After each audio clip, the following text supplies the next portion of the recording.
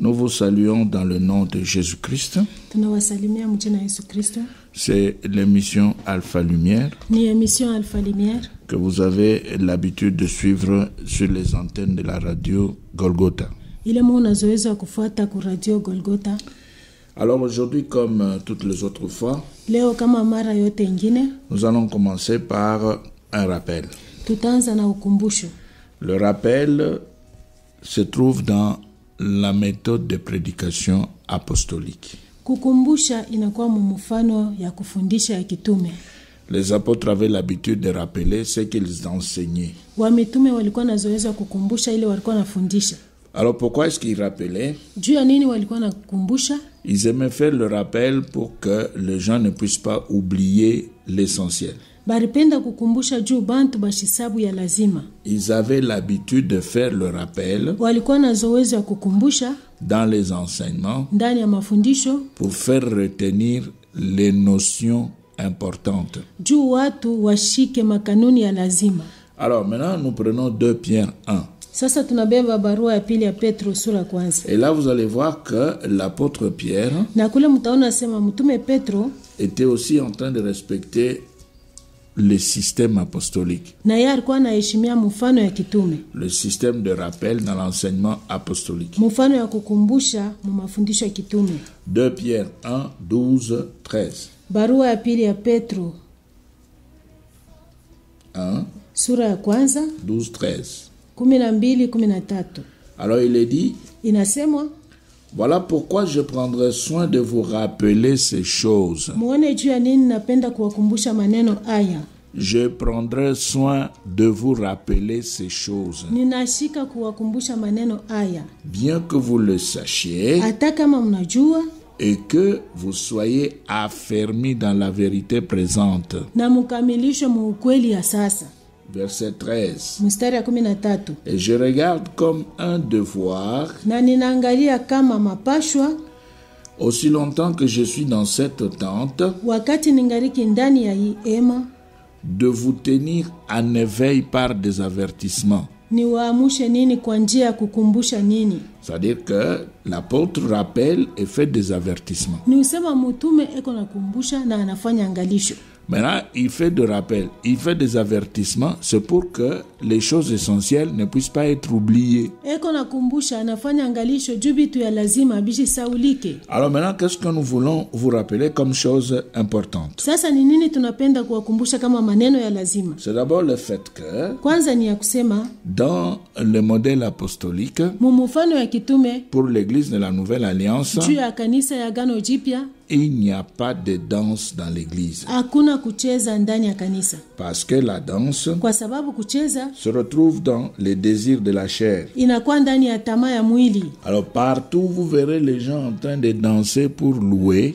Fazi yote ile mtaona watu wako nacheza juu ya kusifu. Il faudra simplement savoir que ces gens sont dans la chair. Inapasha tu kujua sema watu wako ndani ya mwili. Comme nous l'avions dit la fois passée, Sasa vile tulisema mara ilipita, il y a 3 formes d'église sur la terre. kuna kwa mifano 3 ya makanisa pa dunia. Il y a d'abord l'église des élus, Kuna kwa mbele kanisa ensuite wachakuliwa, l'église charnelle ou des hommes, kisha kanisa ya kimwili au ya watu, et enfin l'église de Satan. na kisha kanisa ya shetani. Dans l'église des élus, on respecte le modèle apostolique. Mukanisa wachakuliwa wanaheshimia mfano ya kitume. Et dans l'église charnelle, l'église des hommes, Mukanisa ya kimwili, kanisa ya watu, il y a un mélange. kuna kwa kuchanga bitu. On est dans le syncrétisme. Banakuwa ndani ya mchango. On utilise la parole de Dieu pour le bonheur terrestre. Banatumia neno la Mungu juu ya tamaa mahitaji ya dunia. Et maintenant, dans l'église satanique, Sasa mkanisa ya kishetani c'est l'hyper-grâce. ni ile neema ya kuzidi. On ne voit pas le péché, il n'y a pas de repentance. Abaone zambi hakuna toba, On recherche toujours la prospérité beko natafuta tu kusitawi, et on veut toujours percer. banapenda tu kusonga mbele. Alors vous allez voir dans toutes ces églises-là, Mutaona ndani ya hii makanisa à yote, l'exception de l'église des élus, kutosha kupuka kanisa ya wachakuliwa, on va danser. batacheza. Dans l'église charnelle, on va danser. Mkanisa ya kimwili weko nacheza, Dans l'église satanique, on va danser. mkanisa ya kishetani batacheza, On va même instaurer bataweka ta la danse prophétique, kucheza ya kinabii, la danse danse liturgique, kucheza ya makanisa,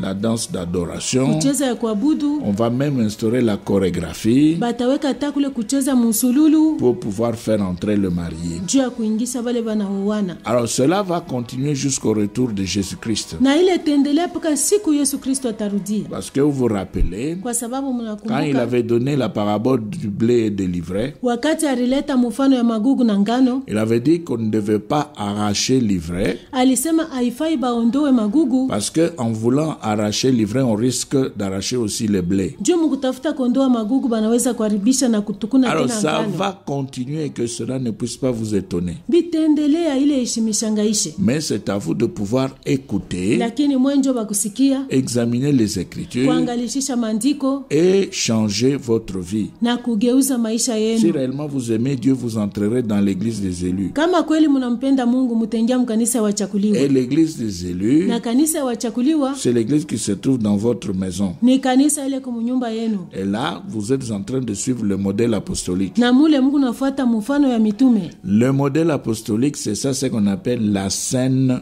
doctrine. Mfano ya mitume njole banaita mafundisho ya kweli. C'est-à-dire ce que les apôtres avaient enseigné et pratiqué. Ni usema ile wa mitume walifundisha na kutenda. Ce que les apôtres nous ont laissé comme chemin ou route à suivre. Ile wa mitume walituachia saa njia ya kufuata. Alors maintenant, si vous vous mettez là-dedans, vous Sasa êtes kama- véritablement dans la saine doctrine. Kama mnajiweka mule ndani, mnakuwa kweli mafundisho ya kweli, Et Dieu sera avec vous parce que vous êtes avec lui dans sa parole. na Mungu atakuwa pamoja nani kwa sababu Mungu pamoja naye ndani ya neno lake. Dans l'église des élus, Ndani ya kanisa ya wachakuliwa il n'y a pas de fête. hakuna makaramu. En dehors des fêtes de l'éternel. Nje ya makaramu ya Bwana Il n'y a que les fêtes de l'éternel qui se trouvent dans la Bible qui sont respectées. kuna kwa paka makaramu ya Bwana ile kundani ya Biblia njo Il inaheshimiwa. n'y a pas de fête de mariage. Hakuna karamu ya Il n'y a ndoa, pas de fête anniversaire. hakuna karamu ya kumbukumbu ya On kuzaliwa. n'organise pas ces choses-là. Abatengeneze ile vitu. Dans l'église des élus, Ndani ya kanisa wachakuliwa on va suivre le calendrier de la lune. batafata kalandria ya mwenzi. C'est-à-dire, on passe par la Ni lune usema wapitia kumwenzi pour pouvoir déterminer les différentes dates de fêtes sur la terre. juu ya kuweka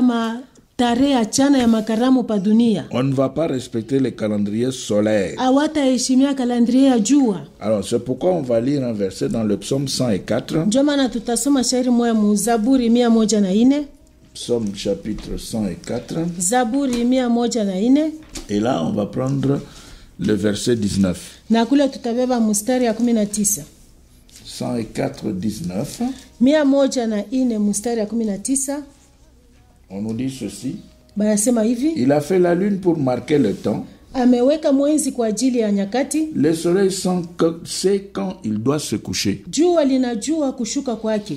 C'est-à-dire, le soleil sait Ni usema jua inajua quand est-ce qu'il faudra se coucher, wakati kani inafai kushuka, quand est-ce qu'il faudra se lever. wakati kani inafai kulamuka. Mais maintenant, pour fixer le date, Sasa juu ya kuweka matarehe il faut respecter le mouvement de la lune. inafai kuheshimia kutenka kwa mwezi. On va suivre le mouvement de la lune Tutafuata kule kutenka kwa mwezi pour pouvoir fixer les dates dans les calendriers. juu ya kuweka maanwani au matarehe ndani ya C'est kalandrie. pour savoir telle fête sera célébrée à quelle date. Ni juu ya kujua karamu fulani itasherekewa wakati kani. Voilà. Donc on va suivre le mouvement de la lune, on va suivre les calendriers de juifs, pas les calendriers de romains. Ni usema tutafuata kutenka ya mwezi, hapana kule kufuata kalandria wa Roma. Pourquoi? Juu ya nini? Daniel 7, 25. Danieli sura 7:25. Vous allez voir ce que le Romain avait fait Mutaona ile wa Roma walifanya et vous allez aussi comprendre pourquoi na mutaelewa tena juu ya nini on n'aime pas suivre leur calendrier. atupendake kufuata kalandria yabo. Alors, dans Daniel chapitre 7, Mu Danieli sura 7 et là, nous prenons le verset 25. na kule tunabeba mstari ya 25. Vous allez voir Antiochus, Mutaona Antiochus Épiphane, Epifane ce qu'il avait fait. bila alifanyaka, Il était déterminé de pouvoir faire changer les calendriers. alikuwaka na mpango ya kugeuza kalandrie Et il avait réussi. na aliweza, Et c'est ce qui avait provoqué même l'existence de Maccabée. na njoo ile ilifanya ke Makabe akuyeko. Bon, ce sont des livres que vous vous fuyez. ni vitabu ile munakimbia, Vous n'aimez pas lire cela amupende kuvisoma parce que vous ne connaissez pas l'histoire de l'Église. kwa sababu amujua hadisi ya kanisa. Alors, dans Daniel 7, Mudanieli sura 7 le verset 25, mstari ya 25 il est dit ceci. imesemwa hivi: Il prononcera des paroles contre le Très-Haut. naye atatoa maneno juu yake aliye juu, Il opprimera le saint na du atatabisha Très-Haut. watakatifu wake aliye juu. Maintenant, écoutez. Sasa musikie. Et il espérera changer les temps et la loi. Na atafikiri kugeuza nyakati na sheria, Et les saints seront livrés na watakatifu watatolewa mkononi entre mwake ses mains pendant un temps de temps et la moitié d'un temps. wakati na nyakati na nusu ya wakati. Alors vous voyez, donc on a changé. Unaona sasa banageuza, Les Romains ont changé. Waroma waligeuza Parce que les Romains voulaient que tout le monde sur la terre puisse adorer le soleil. kwa sababu Waroma walipenda watu wote pa dunia waabudu jua, Alors que pour le juif, japo juu ya Wayuda Dieu avait établi Mungu aliweka la lune mwezi comme force à partir de laquelle on pouvait fixer les différentes dates des événements sur la terre. saa nguvu kuanzia pa ile tuliweza kuweka matarehe ya mamambo kwa chana pa dunia. C'est pourquoi dans Exode 12, Ndio maana mkutoka 12 le verset 17, mstari ya 17, Exode 12, kutoka 12 17, mstari ya 17, écoutez ce qui est dit. musikie ile nasemewa. Ça c'est pour l'église des élus. Hein. Hii ni njoo ya kanisa wachakuliwa, Pour l'église charnelle, njoo ya kanisa ya kimwili. on va dire, ça sert à quoi ça? Watasema bina saidia kunini vile. Voilà, maintenant écoutez, Sasa musikie Exode 12, kutoka 17. 12 mstari ya 17, vous observerez la fête des pains sans levain, na mutachunga siku kubwa ya mkate pasipo chachu, car c'est en ce jour même kwana kwa siku ile que j'aurai fait sortir vos armées du pays d'Égypte. nimetoa majeshi yenu toka nchi ya Misri. Vous observerez ce jour Kwa hivi mutachunga siku hii comme une loi perpétuelle pour vos descendants. kwa vizazi vyenu, kwa sheria ya milele. Donc de génération en Ni génération. usema vizazi na vizazi, C'est une loi perpétuelle inakuwa sheria ya milele qu'on ne peut pas ile changer, bawezi kugeuza, qu'on devra absolument observer. ile banapashwa hakika kuheshimia. Est-ce qu'on observe cela aujourd'hui? Leo tuko naiheshimia? Non, on n'observe pas. Hapana, tuheshimie. Aujourd'hui, Leo on a introduit des fêtes dans la Bible. tunaweka makaramu ndani ya Biblia. Vous avez par exemple Noël. Unakuwa kwa mfano na Noeli. Noël n'est pas dans la Bible, Noeli haina ndani ya Biblia, mais on fête Noël. lakini tunakuwa na sherekea Noeli. Vous avez les fêtes anniversaires, Munakuwa na makaramu ya kumbukumbu ya kuzaliwa, fête d'anniversaire de l'église, kumbukumbu ya kuzaliwa ya fête kanisa, d'anniversaire du ministère. kumbukumbu ya kuzaliwa ya Mais utumishi. ça ne se trouve pas dans la Bible. Havina vile vyote ndani ya Biblia, Mais on les met quand même. lakini tunaweka paka Et vile, puis on va vous dire, non, ça c'est fête, on doit fêter. kisha jo tutaanza kusema dinafai kusherekea, ni C'est furaha yetu, ni charnel.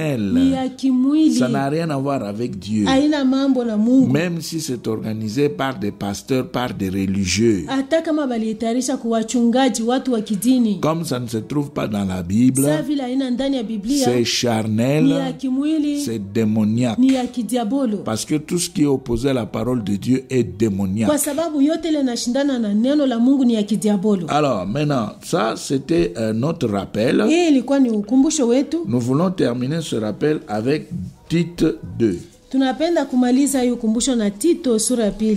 Qu'est-ce qui est dit dans Tite 2 Banasema nini mu Tito sura ya 2 et le verset 3? na mstari ya 3? Vous allez entendre ce que Paul dit Mutasikia ile Paulo anasema et les conseils qu'il donne. na shauri ile analeta, Et son conseil, na shauri yake c'est surtout pour les élus. ni zaidi juu ya wachakuliwa. Et vous allez voir que dans les églises charnelles, Na mtaona sema makanisa ya kimwili on va entendre, on batasikia, va s'en foutre, on abatashituka, va continuer à faire ce qu'on avait l'habitude de faire. bataendelea na kufanya ile barikuwa na zoezi wa kufanya. Tite 2, Tito sura ya le 2 verset 3, mstari ya 3 dit que les femmes âgées doivent aussi avoir sema ya kama wanawake wazee wanapasha kuwa l'extérieur qui convient à la sainteté. kuonekana ya nje ile na stahili kuutakatifu, L'extérieur qui convient à la sainteté. kuonekana ile na stahili kuutakatifu, Alors, l'extérieur qui convient à la sainteté, c'est quoi? kuonekana ile ile inastahili kutakatifu ni nini? Ça n'a rien à voir avec le maquillage. Haina mambo na tupenta. Ça n'a rien à voir avec des rouges à lèvres. Haina mambo na kupenta marouge kumilomo. Ça n'a rien à voir avec le mascara. Haina mambo na mascara. L'extérieur qui convient à la sainteté, c'est l'aspect naturel de la femme.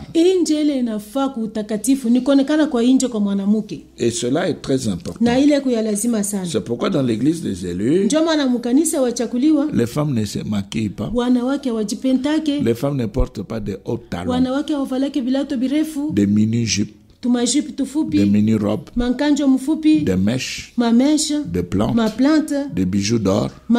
Lulu ya zahabu. Des postiches. Mapostiche. Non. Hapana. Dans l'église des élus, mkanisa wachakuliwa, les femmes se présentent d'une manière naturelle et normale. Wanawake wanaonekana pasipo kujipamba vile walizaliwa. Parce que les hauts talons. Kwa sababu bilato ya yulu. Mini-jupe. Majipu mfupi. Mini-robe. Kanjo mfupi. Bijoux d'or. Lulu ya zahabu. Plante. Mèche. Postiche. Ce sont des instruments de travail de prostituées. Ni vyombo ya kazi ya washarati. Mais maintenant dans l'église, sasa ndani ya kanisa, quand les femmes portent cela, wakati wanawake wanavaa ile, c'est pour faire quoi avec? Nijua kufanya yo nini? C'est pourquoi nous disons que vous allez voir ces choses continuer, mais ce sera pour les églises charnelles, pas pour les églises des élus. Alors comme nous l'avions dit, nous nous répétons, il ne faut pas chercher là où se trouve l'église des élus sur cette terre. L'église des élus, c'est une église invisible, c'est une église spirituelle. C'est une église dans laquelle Christ seul est le pasteur. Et il est en train de diriger ceux-là qui pratiquent la saine doctrine. Ceux-là qui se retrouvent dans le modèle apostolique. Alors si tu cherches sur la terre, tu trouves une assemblée où les sœurs sont naturelles. C'est ça l'église des élus. Tu trouves une assemblée. Pendant la louange, on ne danse pas. C'est ça l'église des élus.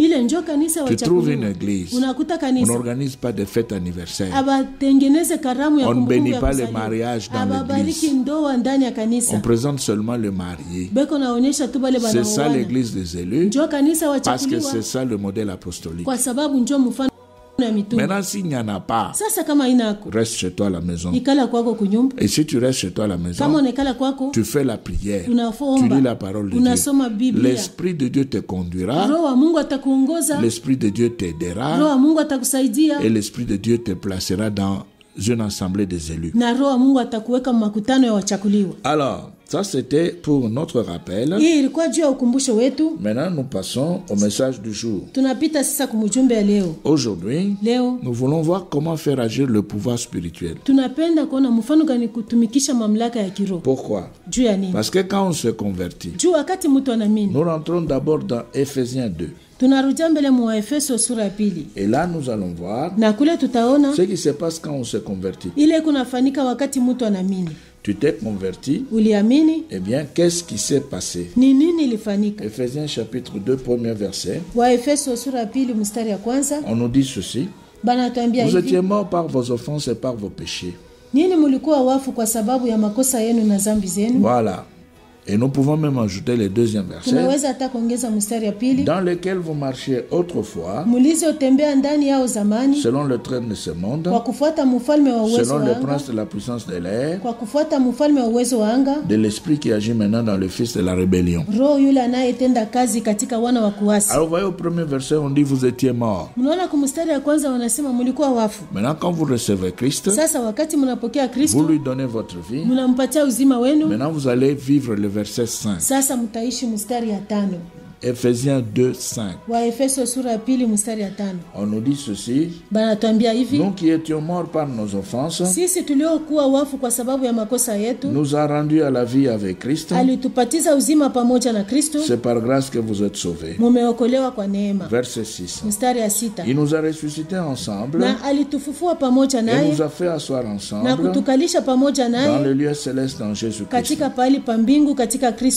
Vous voyez, premier verset, vous étiez morts. morts. Munaona mstari ya kwanza mulikuwa wafu. 5e verset, vous avez connu la résurrection. Mstari ya 5 mulifufuliwa. 6e verset, vous êtes dans les lieux célestes. Mstari ya 6 munakuwa pahali pa mbingu. Maintenant, si vous êtes dans les lieux célestes, sasa kama Mungu pahali pa mbingu, vous avez changé de camp. Munageuza makambi. Vous êtes allé du côté de Dieu. Murenda kungambo ya Mungu. Maintenant, comme vous avez connu la nouvelle naissance, sasa hivi mulizaliwa mara ya pili. Maintenant Dieu sasa Mungu vous donne anamipatia un pouvoir. Mamlaka. Un pouvoir spirituel. Mamlaka ya kiroho. Quel est ce pouvoir spirituel que Dieu donne? Ni mamlaka kani ya kiroho ile Mungu analeta. Nous voyons cela d'abord dans Luc chapitre 10. Tunaona ile mbele mu Luka sura yake ya 10. Le verset 19. Mstari ya 19. Et là vous allez voir na kule mtaona le pouvoir que Dieu donne après la conversion ou la nouvelle naissance. Mamlaka ile Mungu analeta kisha kuamini au kuzaliwa mara ya pili. Quelqu'un qui a connu la résurrection spirituelle mtu yule alifufuliwa mkiroho a reçu de la part de Dieu ce pouvoir spirituel. Alipokea kwa Mungu hii mamlaka ya kiroho. Maintenant dans Luc 10:19 il sasa mu Luka sura 10:19 wanasema, voici je vous ai donné le pouvoir. Tazameni nimewapa nini mamlaka. Voici je vous ai donné le pouvoir. Tazameni nimewapa nini mamlaka. Le pouvoir de faire quoi? Mamlaka ya kufanya nini? Eh bien Jésus est clair. Yesu yuko wazi. De marcher sur les serpents et les scorpions. Kukanyanga nyoka na nge. Et sur toute la puissance de l'ennemi. Na uwezo wote wa yule adui. Et rien ne pourra vous nuire. Wala hapana kitu cha kuwazuru nini voilà, kabisa. c'est ce pouvoir ni mamlaka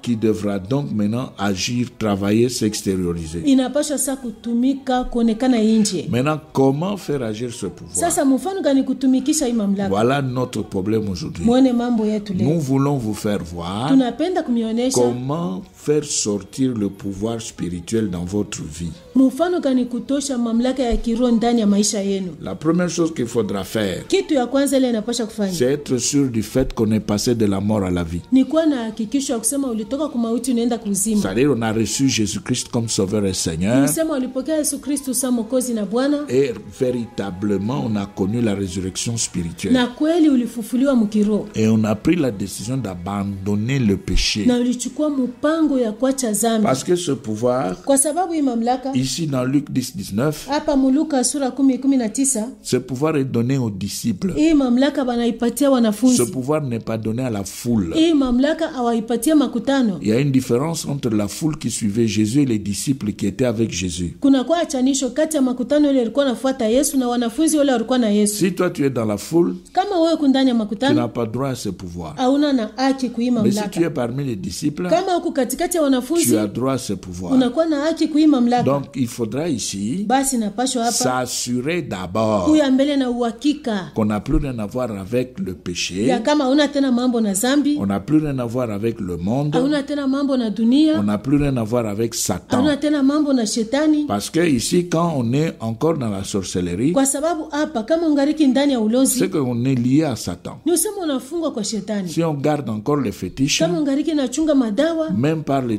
tatouages, ce qu'on avait introduit dans le corps, hata kupitia manchanjo bila bali kuingisha mumwili, eh bien ça veut simplement dire qu'on est encore lié à Satan. Ni usema ungariki mwenye kufungwa kwa shetani. Et si on a encore le temps de pouvoir lire ou pratiquer l'occultisme, na kama ungariki tena wakati ya kutenda uchawi, eh bien on est encore lié à Satan. Ungariki mwenye kufungwa kwa shetani. Alors à ce moment-là, le pouvoir spirituel de Christ ne peut rien faire. Ila wakati mamlaka ya kiroho ya Kristo haiwezi kutenda. Parce qu'on est lié à Satan. Kwa sababu tunafungwa kwa shetani. Alors si on est lié à Satan, on n'est pas disciple de Christ, on est disciple de Satan. Kama tunafunga kwa shetani, hatuna wanafunzi wa Kristo, tuko wanafunzi wa shetani. Toi qui as les aiguilles dans les biceps. Wewe ule kuna mashindano mtumpompo. Et peut-être même ce sont des clous. Saa zingine ni misumari. Que tu gardes dans ton corps. Ile unachunga mumwili yako. On avait introduit des fétiches dans ton corps. Baringisha madawa mumwili yako. Par les fétiches qu'on avait introduits dans ton corps, toi, on t'a introduit dans la sorcellerie. Kupitia madawa ile baringisha mumwili yako, bari kuingiza ndani ya ulozi. Tu peux être sur la terre un homme, mais dans le monde spirituel, tu te transformes en souris.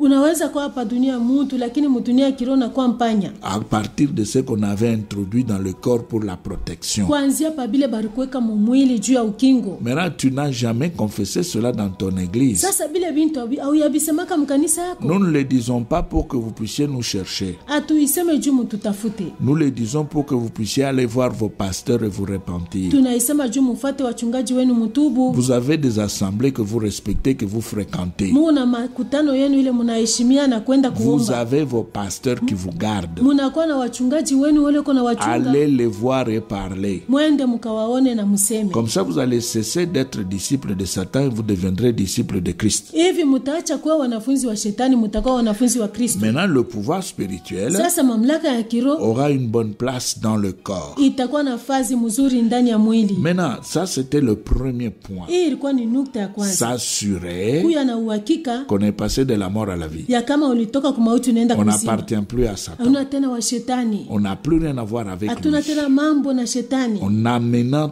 tout du côté de Jésus-Christ. Sasa vyote tuko navyo ngambo ya Yesu Kristo. Alors maintenant, sasa Colossiens 2:12. Wakolosai sura pili 12. C'est le deuxième point. Hii ni nukta ya pili. Vous allez voir mutaona pourquoi le pouvoir spirituel juu ya nini mamlaka ya kiroho est en train de tournoyer dans le corps iko nazunguka ndani ya mwili et il ne se manifeste pas. Haionekane. Colossiens 2, nous lisons le verset 9. Wakolosai sura pili mstari ya 9. 9:10, pas 12, 9:10. Ni mstari ya 9 na ya 10. Colossiens 2, 9, 10. Wakolosai sura pili mstari ya 9 na ya 10. Car en lui habite corporellement toute la plénitude de la divinité. Maana katika yeye unakaa utimilifu wote wa Mungu kwa kweli. Vous avez tout pleinement en lui. Na nini munatimilika katika yeye? Qui est le chef de toute domination, de toute autorité. Aliye kichwa cha ufalme zote na mamlaka. Voyez ici on vous dit vous avez tout pleinement en lui. Munaona hapa banasema mko na yote kwa utele ndani yake. Oui, tout pleinement en lui. Ndio yote kwa utele ndani yake. La parole de Dieu ne parle pas pour faire plaisir. Neno ya Mungu haiseme juu ya kufurahisha. La parole de Dieu dit la vérité. Neno ya Mungu inasema kweli. Vous avez tout pleinement en lui. Munakuwa na yote katika utele ndani yake. Qui est le chef de toute domination, de toute autorité. Aliye kichwa cha ufalme yote na mamlaka. Alors, maintenant si vous avez tout pleinement en lui, basi sasa kama mko na yote katika utele ndani yake, c'est que le pouvoir spirituel devra maintenant se faire voir. Ni usema mamlaka ya kiroho inapaswa sasa kuonekana. Alors, comment est-ce que ce pouvoir va se manifester? Mfano gani hii mamlaka itaonekana? Alors, le deuxième point, nukta ya pili, c'est le service. Ni kazi. Vous vous êtes assuré que vous n'appartenez plus à Satan. Munakuwa na uhakika kama hamuna tena bashetani. Vous êtes dans l'église. Mko ndani ya kanisa. Maintenant, c'est le service. Sasa ni kazi. Si vous ne faites rien dans l'église, kama mfanye kitu ndani ya kanisa, vous êtes toujours là bras croisés. Mko tu pale mikono ya kukunja. Eh bien, ce pouvoir ne pourra pas se manifester. Hii mamlaka haitaonekana. Pour que ce pouvoir puisse sortir juu mamlaka itoke de votre cœur mumoyo yenu et commencer à se faire voir dans votre vie, na yanze kuonekana maisha yenu, eh bien, il faut entrer dans le service pour Christ. Inapasha kuingia ndani ya kazi juu ya Kristo. Et c'est pourquoi na ndio maana Paul dit ceci. Paulo anasema hivi dans 1 Corinthiens 3. Wakorintho wa kwanza sura 3. 1 Corinthiens 3. Wakorintho wa kwanza sura 3. Le verset 9. Mstari ya 9. Il est dit, inasema, et c'est Paul qui parle, na ni Paulo konasema, car nous sommes ouvriers avec Dieu. Maana sisi ni wafanyakazi pamoja na Mungu. Vous êtes les champs de Dieu. Nini ni shamba la Mungu. L'édifice de Dieu. Nini ni jengo la Mungu. Alors maintenant, quand par exemple, sasa kama kwa mfano, vous êtes déjà passé de la mort à la vie, mnaisha kutoka kumauti mnenda kuzima, le pouvoir spirituel vous a été donné. Mamlaka ya kiroho mlipokea. Parce que vous avez tout pleinement en lui. Kwa sababu mnakuwa na yote katika utele ndani yake. Maintenant, pour que ce pouvoir puisse se faire voir, sasa juu kusema hii mamlaka ionekane, comme c'est le pouvoir de Dieu, sasa vile ni mamlaka ya Mungu, donné à celui qui s'est converti, banapatia ule aliamini, ce pouvoir ne devra se déployer que dans les choses de Dieu. Hii mamlaka itaweza kuonekana paka mubitu vya Mungu. On ne va pas à l'église prendre le pouvoir spirituel pour aller avec au marché. Atwende kukanisa kubeba mamlaka ya kiroho juu kwenda nayo kusoko. On ne va pas à l'église pour prendre le pouvoir spirituel et aller avec au stade. Atwende kukanisa juu kubeba mamlaka ya kiroho kwenda nayo mkiwanza ya mchezo. Dieu ne donne pas le pouvoir spirituel pour que tu puisses prier avant de jouer au foot. Mungu ashilete mamlaka ya kiroho juu uombe mbele ya kucheza kabumbu. Non. Apana. Dieu n'a rien à voir avec les ballons. Mungu ana mambo na kabumbu. Dieu n'a rien à voir avec la vente. Mungu ana mambo na kuzisha. Son problème, mambo yake, c'est son champ, ni shamba yake, son travail, kazi yake, l'église, kanisa, les choses spirituelles. Vitu vya kiroho. C'est ça son problème. Mambo yake. Parce que lui-même, kwa sababu ye mwenyewe, il est esprit. Eko roho. Tu as reçu le pouvoir spirituel. Ulipokea mamlaka ya kiroho. Depuis ta conversion. Tangu kuamini kwako. Tu n'as encore rien vu. Au yaonaka kitu. Ce pouvoir n'a encore rien fait. Hii mamlaka yafanya kitu. Tu peux ouvrir la porte. Unaweza kufungula mlango. En entrant dans les services. kuingia ndani ya en kazi, devenant ouvrier avec Dieu. mukuya mufanya kazi pamoja na Mungu. Un ouvrier avec Dieu, Mufanya kazi pamoja na celui qui Mungu, travaille avec Dieu, ule kunatumika pamoja na ne Mungu, travaille pas avec Dieu dans les choses de la terre. ashitumike pamoja na Mungu mu mambo ya dunia. Il travaille avec Dieu dans l'église. Eko natumika pamoja na Mungu ndani ya kanisa. C'est ça le problème de Dieu. Njo mambo ya Mungu. Maintenant, quand le pouvoir Sasa wakati va mamlaka se manifester dans les choses de Dieu dans l'église, itaonekana mu mambo ya Mungu ndani ya kanisa. maintenant ce pouvoir-là Sasa ile mamlaka va pouvoir accompagner l'homme dans ses activités. itashindikiza mutu mu makazi yake. Parce qu'il s'est manifesté dans l'église, Kwa sababu ilionekana ndani ya kanisa, dans les services, ndani ya kazi, par toi, kupitia wewe. partout où tu seras, Fazi yote ile utakuwa, comme ce pouvoir s'est déjà manifesté, sa vile hii mamlaka ishakonekana, ce pouvoir va hii t'accompagner. mamlaka itakushindikiza. C'est alors que tu verras ce pouvoir dans ta maison. Njo pale utaona hii mamlaka mu nyumba yako. Tu verras ce pouvoir dans tes activités. Utaona hii mamlaka mu makazi yako. Même si tu es en train de vendre des unités, Hata kama kuna uzisha mainite, tu verras ce pouvoir à l'œuvre. utaona hii mamlaka kutumika. Parce qu'il s'est déjà manifesté dans l'église, dans l'œuvre de Dieu. Kwa sababu inesha konekana ndani ya kanisa, ndani ya kazi ya Mungu. Maintenant, il y en a qui disent, Sasa kuku wengine wanasema il faudra absolument se convertir pour avoir le bonheur terrestre. inapaswa hakika tu kuamini jua kwa na heri hapa Nous dunia. l'avions dit, ce sont des histoires qui se passent dans les églises charnelles. Tulisema ni mabintu kunafanika makanisa ya On kimwili. ne se convertit pas pour le monde, pour la terre. Atuamini yake juu ya dunia, juu ya mwili. On se convertit pour Dieu, pour l'église et pour le ciel. Tuko naamini juu ya Mungu, juu ya kanisa, tena juu ya mbingu. Et maintenant, comme nous sommes encore sur la terre, Sasa sa vile tungariki pa dunia, le pouvoir spirituel mamlaka ya kiroho qui va se manifester dans les services pour Dieu, ile itaonekana mukazi juu ya Mungu. c'est ce pouvoir-là qui va maintenant nous accompagner dans tout ce que nous allons faire. Ni ile mamlaka ndio itatushindikiza sasa muyote ile tutafanya. Nous allons dans Hébreu. Tunaenda mu Waebrania. Vous allez entendre ce qui est dit dans la Bible. Mutasikia ile wanasema ndani ya Biblia. Hébreu chapitre 3, Waebrania sura ya 3, premier verset. mstari yake ya kwanza. Alors, il est dit, Banasema, c'est pourquoi, frères saints, kwa hivi ndugu watakatifu qui avaient part à la vocation céleste, walio na shiriki kumwito ya mbingu, considérez l'apôtre et le souverain sacrificateur de la foi que nous professons. mwangalia mutume na mkubwa wa imani ile tuko na kiri. Voilà. Maintenant, comment est-ce que vous allez considérer Asa mfano gani mutangalia? l'apôtre et le souverain sacrificateur Mutume na kuhani kubwa de la foi que nous professons? wa imani ile tuko na kiri. Le verset 14. Mstari ya 14. Hébreu 3, 14. Waebrania sura 3 mstari ya 14. Car nous sommes devenus. Kwa sababu tumekuwa C'est ce que nous n'étions pas. njo ile hatukukuwake. Mais maintenant, nous sommes devenus Sasa tumekuwa participants washiriki de Christ. wa Kristu. Participants Washiriki de Christ. wa Kristu. Maintenant, comment est-ce que vous allez participer dans le Christ? Sasa mtashiriki je kwa Kristu? Si vous négligez les services, Kama munasula vous kazi, n'êtes pas ouvrier avec Dieu. amuna wafanya kazi pamoja na Comment Mungu. vous allez devenir participant de Christ? Mfano gani mtakuwa washiriki wa Kristu? Comment alors le pouvoir spirituel pourra-t-il se manifester? Mfano gani mamlaka ya kiroho itaweza kuonekana? C'est pourquoi nous disons ceci. Ndio maana tunasema hivi. Ce pouvoir, Hii mamlaka vous l'avez. Mungu nayo. Mais pour qu'il puisse se faire voir, Lakini juu ionekane, il faut entrer dans le service, inafai kuingia ndani dans ya kazi, l'église, ndani ya kanisa, devenir ouvrier avec Christ. kuya wafanyakazi pamoja na Kristo. Maintenant, quelles sont les activités? Sasa ni makazi Dans kani l'église, ndani ya kanisa, il y a l'intercession, kuna kwa kuombea, il y a kuna l'évangélisation, kwa kuhubiri habari njema, il y a le partenariat financier, kuna kwa kusaidia na fedha. le peu d'argent qu'on peut avoir. Ile fedha kidogo tunaweza kuwa nayo, On donne au pasteur pour soutenir l'œuvre de Dieu. tunapatia mchungaji juu ya kushikamisha kazi ya Et Mungu, on est discipliné. na On tunajifundisha. ne le fait pas seulement une seule fois. Hatuifanye tu mara moja, Non, hapana. on est discipliné. Tunaisha kujifundisha Chaque fin du mois, kila mwisho wa on va mwezi, voir le pasteur, tunaenda kuona on lui mchungaji, donne l'enveloppe tunamupatia bahasha avec le montant na fedha qu'on avait soi-même décidé. ile shebe yenyewe tulichukua mpango wa kuleta. On est discipliné, on continue à le faire. Tunajifundisha, tunaendelea na kuifanya. Ou alors on peut aussi encadrer les fidèles.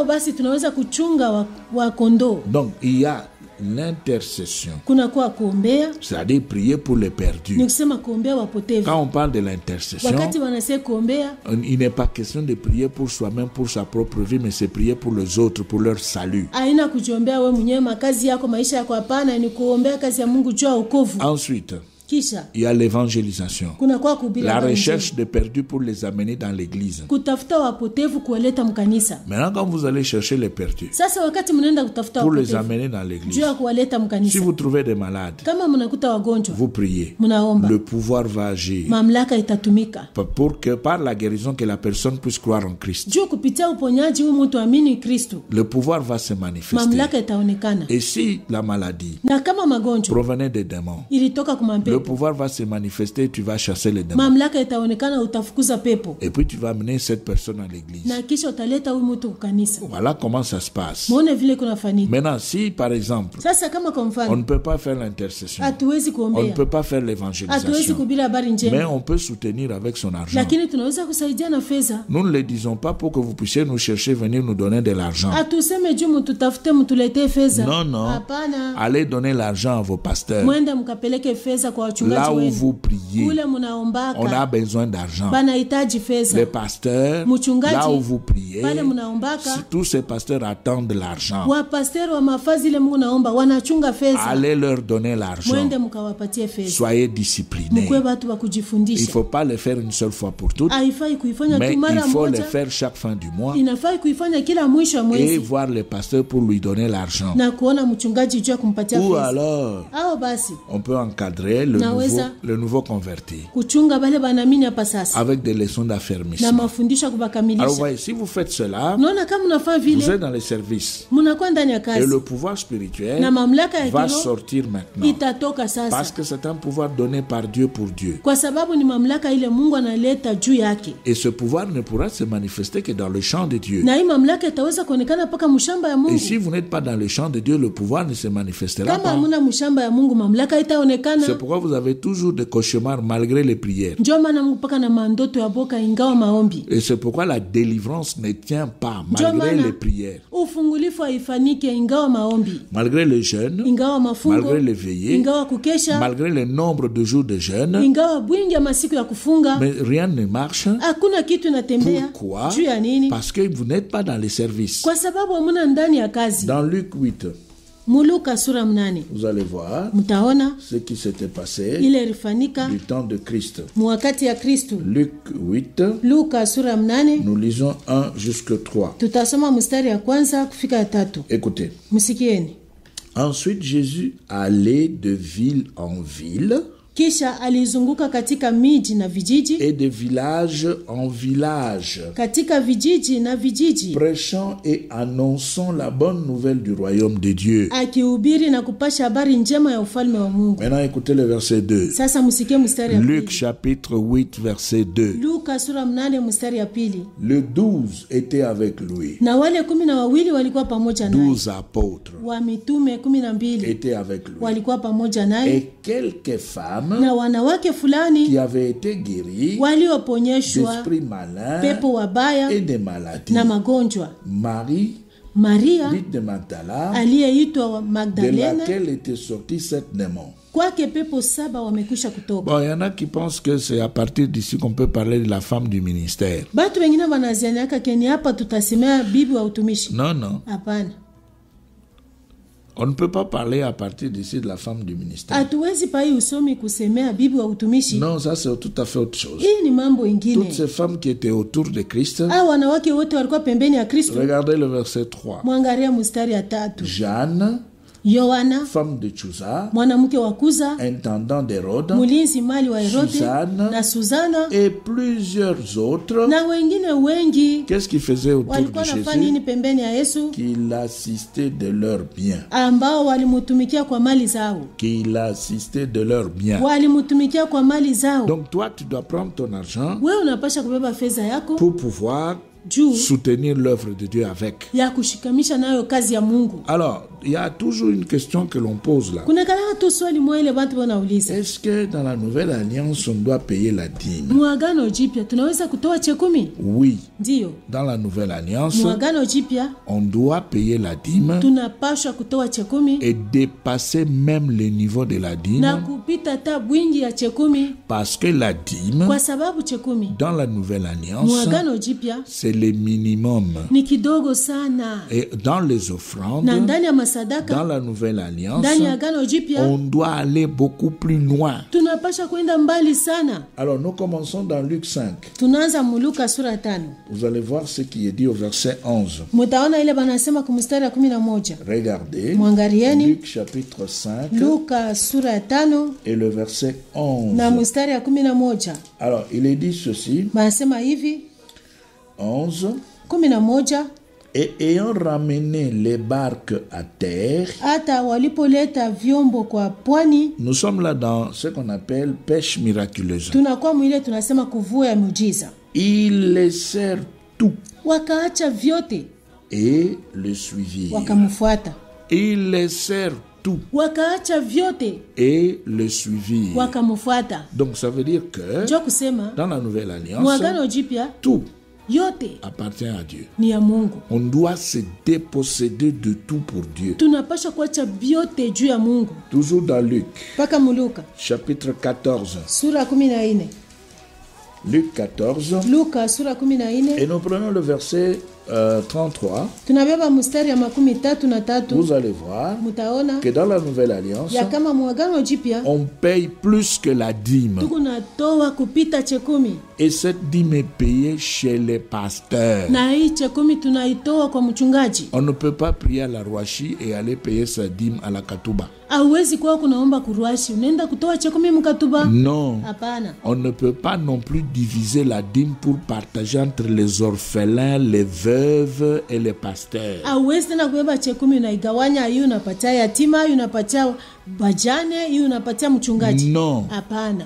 La dîme se donne dans sa totalité au pasteur. Chekumi banailetaka yote pasho kutoshamo kwa mchungaji. Ce n'est pas l'affaire des évangélistes. Haina mambo ya wahubiri habari njema. C'est pas njema. l'affaire des anciens. Haina mambo ya wazee. Le pasteur, mchungaji, c'est celui-là qui a droit. Njo ule kona haki. C'est lui le gérant. Ni yeye njo wa kuchunga. Maintenant quand il reçoit, sasa wakati il anapokea, regarde parmi les anciens, anaangalia katikati il ya regarde wazee, parmi les évangélistes, anaangalia katikati ya wahubiri il habari regarde njema, parmi les prédicateurs, katikati ya il wahubiri, voit le besoin dans l'assemblée. anaona mahitaji ndani ya C'est makutano. lui qui va prendre Ni maintenant yeye njo atabeba sasa pour donner aux juu ya anciens, kupatia pour wazee, donner aux juu évangélistes, ya kupatia wahubiri pour habari donner aux njema, juu ya prédicateurs, kupatia pour wahubiri, combler le besoin dans juu ya l'assemblée. kujaza mahitaji ndani ya C'est makutano. lui qui Ni distribue. yeye njo kona C'est gawanya. lui qui Ni répartit. yeye njo kona C'est gawanya. lui qui décide Ni yeye njo anachukua mpango. pour Juu ya dire kusema je fais ceci, tafanya je hivi, fais cela. tafanya vile. Alors ce n'est pas ce que nous voyons aujourd'hui, les anciens qui se disputent la dîme. Aina ile tunaona leo wazee wako nafuia chekumi. Et les évangélistes aussi. Wahubiri habari njema Non, vile vile, c'est hapana. contre la Bible. Aina ile Biblia C'est inasema. pas les modèles apostoliques. Aina mfano wa kitume. Luc 14, Luka sura 14. 33. 33. Ainsi donc, Basi hivi quiconque d'entre vous ne renonce pas à tout ce qu'il possède kila mmoja wenu asipoacha vitu vyake vyote ne peut être mon disciple. hawezi kuwa mwanafunzi wangu. Tout ce qu'il possède Vitu vyake vyote ne peut être mon disciple. hawezi kuwa mwanafunzi wangu. Alors, toujours dans Luc Paka Luka 21, 21 le verset 4. mstari ya 4. Écoutez maintenant. Msikieni sasa. 21, 4. 21 mstari ya 4. Nous pouvons commencer plus loin. Tunaweza kuanzia kule yulu. Jésus ayant levé les yeux vit le riche qui mettait dans leurs offrandes dans le tronc. Yesu akanyanyua macho yake akaona watajiri waliweka fedha mkitungu. Il vit aussi une pauvre veuve qui mettait 2 petites pièces. Akaona vile vile mjane mmoja maskini akitia sengi. Il dit, je vous le dis en vérité, Akasema ninawaambia kweli. cette pauvre veuve a mis plus que tous les autres. Huyu mjane maskini ametia zaidi kuliko watu wote. Car c'est de leur superflu que tous ceux-là ont mis des offrandes dans le tronc. Kwa maana hawa wote walileta katika sadaka yangu kipande cha mali. Mais elle a mis de son nécessaire, Lakini yeye anaweka ya lazima ya tout ce maisha. qu'elle avait pour vivre. Yote alikuwa nayo. Tout ce qu'elle avait pour vivre. Yote alikuwa nayo. Tout ce qu'elle avait pour vivre. Yote alikuwa nayo juu ya kuishi. Alors maintenant, si le tout appartient à Dieu. Basi kama yote ni ya Mungu. Bon, maintenant jusque là peut-être vous n'avez pas encore compris. Kufika na hapa saa zingine muyaelewa. Allons dans Galates. Twende mu Galatia. Chapitre 6. Sura 6. On va bientôt terminer. Galates 6. Wa Galatia sura 6. Et là, nous prenons le verset 6. Sasa tunabeba mstari ya 6. Galates 6, 6. Wagalatia sura 6 mstari ya 6. Écoutez ce qui est dit. Musikele banasema. Que celui à qui l'on enseigne la parole yeye anayefundishiwa neno fasse part de tout ce bien. Agawanye mali yake yote. Fasse part de tout ce bien à celui qui l'enseigne. Agawanye ashiriki na mali yake yote kwa ule kona mfundisha. Voilà. Vous voyez? Fasse part de tous ces biens à celui qui l'enseigne. Ashiriki naye anayefundisha katika neno maneno yote mema. Donc c'est le pasteur. Nasema ni mchungaji. Ton père dans la foi. Baba yako muimani. Il n'est pas ton père spirituel. Ashina babako wa kiroho. Le père spirituel c'est Dieu. Baba wa kiroho ni Mungu. Ton pasteur mchungaji wako c'est ton père dans la foi. Ni baba yako wa imani. Parce qu'il t'enseigne la parole de Dieu pour garder la foi dans ton cœur. Kwa sababu yuko nakufundisha neno la Mungu juu ya kuchunga imani mu moyo wako. Alors c'est lui, même s'il a des prédicateurs, des anciens, des évangélistes. Ni yeye ataka meko na wahubiri, yako na wazee na wahubiri wa habari njema. Mais c'est lui qui enseigne. Ni yeye ndio anafundisha. C'est lui le numéro 1 de l'assemblée. Yeye ndio wa kwanza mu makutano. Après Jésus-Christ et le Saint-Esprit, c'est lui qui vient. Kisha Yesu Kristo na Roho Mtakatifu ni yeye ndio anafuata. Alors maintenant on vous dit sasa bananiambia que celui à qui l'on enseigne la parole yeye aliyefundishwa neno fasse part de tout ce bien ashiriki mema yake yote à celui qui l'enseigne. naye aliyemfundisha katika au-delà, vous voyez que c'est au-delà de la dîme. Mnaona sema hii inapita chekumi. Donc la dîme dans la nouvelle alliance c'est le minimum. Basi chekumi muagano jipya ni kaloko sana. Alors il faudra ici inapashwa hapa commencer le service kwanza kazi et tout mettre au service de Dieu. Na kuweka yote kukazi ya Mungu. Mon être au service de Dieu. Umutu wangu kukazi ya Mungu. Mon avoir au service de Dieu. Pato yangu kukazi ya Mungu. Tout ce que je suis, tout ce que je possède, c'est pour Dieu. Ile niko nayo ni ya Mungu. À ce moment-là, le pouvoir spirituel va se mettre à l'œuvre. Ile wakati mamlaka ya kiroho itatumika. Et la bénédiction se fera voir. Na baraka itaonekana. Et vous verrez la main de Dieu, vous verrez Dieu vous accompagner. Na mtaona mkono ya Mungu, mtaona Mungu kumishindikiza. Et vous allez palper la vraie bénédiction de Dieu. Na mutagusa baraka ya kweli ya Mungu. Que Dieu vous bénisse. Mungu awabariki.